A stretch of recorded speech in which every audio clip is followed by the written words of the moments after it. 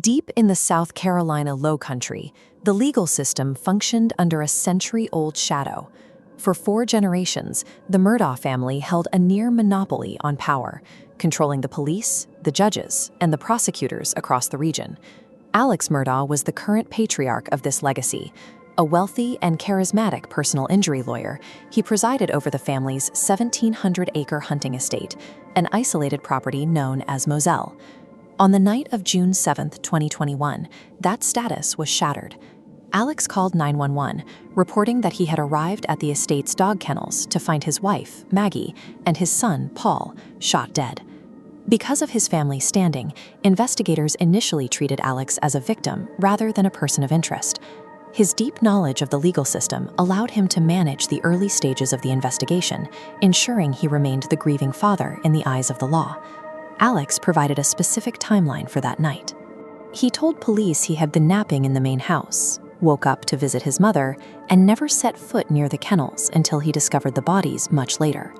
He repeatedly told investigators he was never down at the kennels that evening. With no witnesses and no immediate physical evidence placing him at the scene, his story created a timeline where the murders were physically impossible for him to commit. For months, Alex's narrative held. His experience as a trial lawyer made him a difficult subject to crack.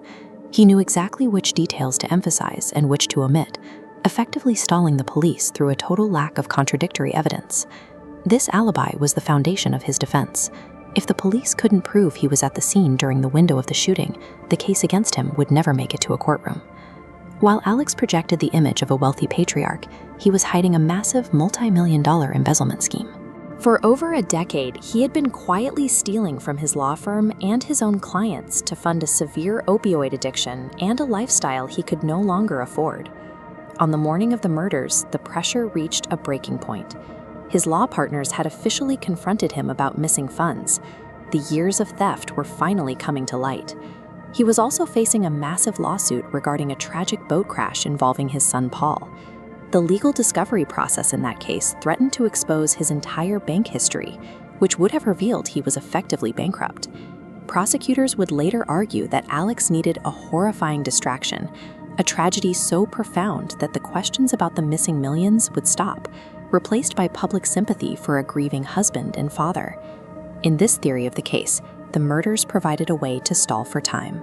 With his family gone and the community in shock, the immediate scrutiny of his financial crimes vanished, giving him a temporary reprieve from total ruin. The investigation finally bypassed Alex's legal defenses through technology. Months after the crime, cyber forensic experts successfully unlocked Paul Murdaugh's encrypted smartphone, looking for any record of his final moments.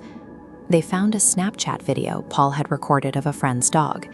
It was a mundane clip, but the timestamp was critical: 8:44 p.m. This was less than 5 minutes before the prosecution believed the murders occurred. This spectrogram shows the audio layers from that video. Along with Paul and Maggie, the recording captured a third voice talking in the background, a voice that was unmistakably Alex Murdaugh. This 50-second video provided the one thing Alex claimed didn't exist: proof of his presence.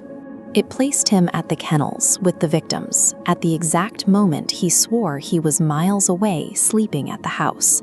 It was a piece of digital evidence that no amount of legal expertise could suppress.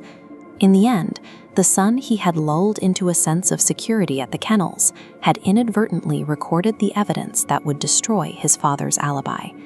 During the 2023 trial at the Colleton County Courthouse, the prosecution made this video the centerpiece of their case, playing the audio for the jury over and over again.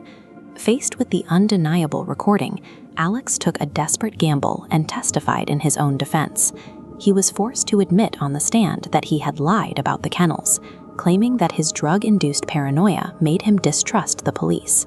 The jury wasn't convinced by the explanation. Despite the family's century of local influence, they needed less than 3 hours to find Alex Murdaugh guilty of murdering his wife and son. The case served as a study in the limits of power. Alex believed his status and his mastery of the law placed him above the reach of forensic truth, a narcissism that ultimately blinded him to the digital trail he left behind. A century of dynasty ended not through complex litigation, but through a 50-second video of a dog. The digital footprint of his own victims proved to be the one thing Alex Murdaugh could not control.